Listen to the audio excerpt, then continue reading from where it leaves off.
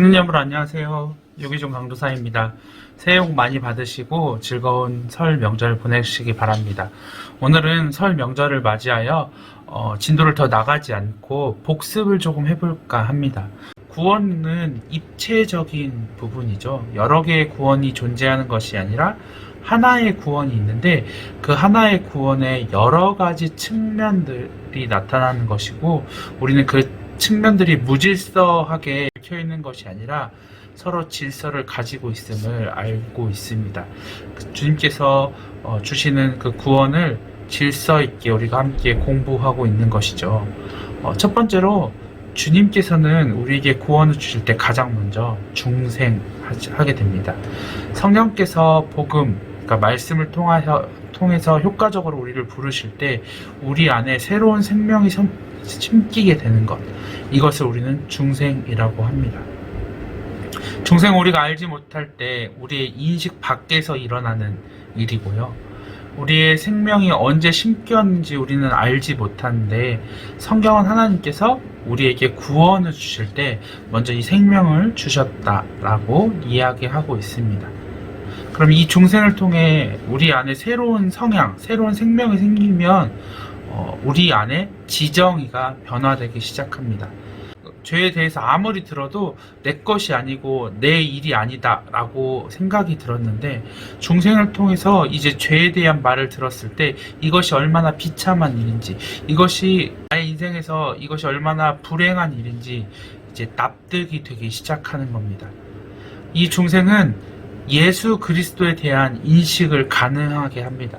예수 그리스도를 통하여서 나의 죄를 더 선명하게 드러내게 하시고 또 예수 그리스도를 인식함으로 그를 믿을 수 있게 하시고 또한 그걸 통하여서 우리를 결국 의인이라 칭할 수 있게 하시는 부분이죠. 그 전에 중생을 통해 예수 그리스도를 납득하기 전에는 예수 그리스도에 대한 이야기는 글 속으로 혹은 상상 속에서 존재했던 예수라면 이제는 살아계셔서 실존하시고 나에게 다가오시고 나와 함께 하시는 그 예수님을 이제 붙잡게 되고 의지하게 되는 새로운 지식과 그 의지가 생기게 되는 것입니다. 중생을 통해서 또한 우리의 믿음이 일어나게 됩니다. 믿음은 우리가 참여하는 부분도 있지만 하나님께서 주신 구원의 증거이고 또 이 믿음을 통해 우리가 예수 그리스도를 확실히 알게 되고 붙잡게 되는 것이죠. 그리고 예수 그리스도를 붙잡았을 때 하나님께서 우리를 의롭다라고 칭하십니다.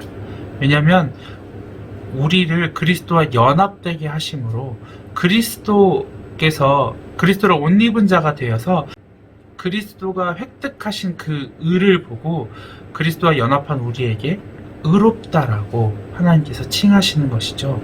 실제로 의로워서가 아니라 예수 그리스도께서 이루신 그 죄책의 값, 그리고 의롭다 얘기한 율법을 다 순종하신 그 값을 계산해서 우리를 의롭다라고 생각하시는 것입니다. 그리고 의로워진 우리를 이제 양자로, 자녀로 하나님께서 삼으십니다. 이 모든 것이 하나님의 전적인 은혜이고 그 은혜 가운데 우리에게 주어진 구원의 복이고 또 구원의 여러 가지 측면인 것이죠. 하나님께서 우리를 양육하시고 우리를 인도하시며 우리와 동행하십니다. 자녀이기 때문에 하나님 나라를 이제 유업으로 받는 상속자가 되고 상속자가 되어서 천국의 시민으로 우리가 거듭나는, 구원받는 것입니다. 여기까지 우리가 함께 공부한 구원론에 대한 여러 가지 측면에 대해서 이야기했습니다. 객관적인 측면으로 우리를 중생하셨고 거듭나게 하셨고 또 개인적으로 주관적인 측면에서는 각각의 죄와 각각의 상황에 맞춰서 하나님께 회개하게 하셨습니다. 그리고 예수 그리스도를 통하여서 그분을 믿게 하시고 또한 그분을 통해서 죄를 회개하게 하시는 그 도구로 하나님께서 믿음을 사용하십니다. 그리고 결국 그 믿음으로 예수 그리스도를 믿고 예수 그리스도와 연합된 우리에게 의롭다라고 칭해 주시고 그리고 우리를 양자로 삼으셔서 천국 백성, 하나님 나라를 유업으로 받는 상속자로 우리를 그렇게 인정해 주시고 법적으로 칭해 주셨습니다. 이것이 우리가 지금까지 배운 구원의 내용인데요. 이제 앞으로 배울 부분은 이제 성화의 부분입니다. 우리가 법정적인, 그러니까 우리의 외형적인 부분에서 의롭다 칭함을 받았지만 아직까지 우리는 여전히 전인격적으로 또한 내적으로 변화되지 않는 부분이 있음을 알고 있습니다. 그러면 이제 우리가 살아가면서 우리의 모습들이 의로운 모습으로 자꾸 자라가야 되고, 우리 안에 죄는 죽어지고 우리 안에 의는 계속해서 살아가야 되는데, 그렇게 살아가는 전인적인 변화를 우리는 성화라고 부르게 되고 있습니다. 이제 성화에 대해서 우리가 함께 다음 주부터 공부할 텐데요. 이 시간들을 통해서 우리가 살아가는 우리의 일생 가운데 이 성화의 기간이고 성화의 삶을 우리가 살아가는 것인데, 함께 고민해보고 생각해보며 하루하루를 하나님과 동행하는, 하나님의 은혜를 사모하고 하나님의 은혜 가운데 살아가는 저희 청년들이 되었으면 좋겠습니다. 10분만 보는 교리 공부, 오늘은 여기서 마치겠습니다. 우리는 구원을 받았습니다. 구원을 선물로, 은혜로 받은 자들입니다. 그 구원이 하나님이 선택한 모든 백성에게 다 동일하게 거듭남으로 중생으로 나오고, 또 거기에서 개인적으로 하나님과 나의 삶 가운데서 회개하는 그 은혜를 누리고 있습니다.